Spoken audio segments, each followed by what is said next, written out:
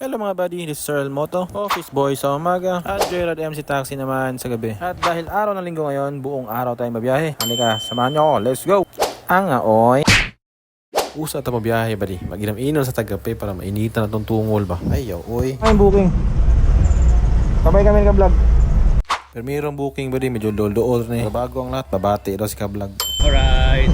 Unang booking, atuan ko sa Tamban Street, Kaunlaran Village, Caloocan City. Dito na tayo buddy, sa unang booking natin. Tawagan na natin yung pasahero natin. Hello po. Ma'am, dito na po ako ma'am.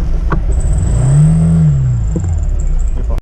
Ilabay ang pila ka minuto ba rin, abot na si ma'am. Natuan na siya ihatod sa 8 Spons Catering and Events sa G. Aquino Cruz, Quezon City. Kanya usa ta mula larga ba di ato na i-check sa mapa kay base niya masaag tabak kanya ba di sakay na si ma'am na to ba di.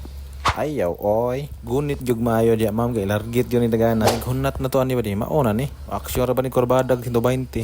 Yon sa pedugayan larga na. Aray ko. Oy. Makalipas sa pipila ka minuto bari abot na si ma'am sa iyang drop off niya na unsa naglisod mo siya tangtang sa strap sa helmet no. Higot mahitingalin niya sa iyang liog hinoon. Yan na siya okay na kuno wala man yung plano bayad siguro. Joke lang 70 pesos day yung bayad na to ani 4.2 kilometers. Pangalawang booking buddy. Takna siya alas 7:36 sa buntag mga badi kaduhang booking. Pick up location na to ani dito sa Bimapa East Grace Park, Caloocan, Metro Manila. Yung nag-request siya gi-hairnet kay basa ko na yung buhok. Yan na ako ay problema kay bayoban niya akong dadari ah. Oy. Kurat ra ba kani sa dagsakay kay pinahagdanan kay ba? Oy.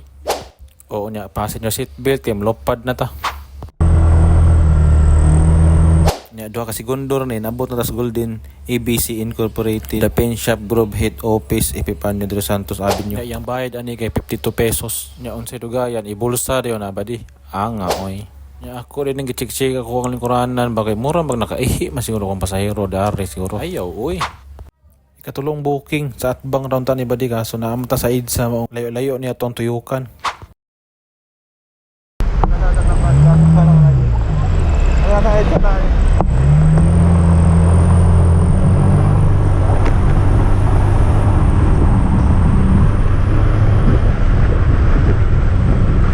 Tulong ka segundo ra ni ba rin natas pick up location.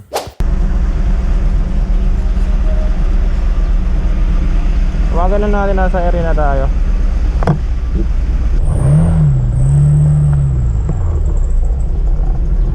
Tawagan na natin, antayin na natin na lubas. Igawas na tong pasahero ba di. Yan na nga din siya hairnet kay basa din yung buhok. Yan na no problem naman sa kajini itong dadri. Oy.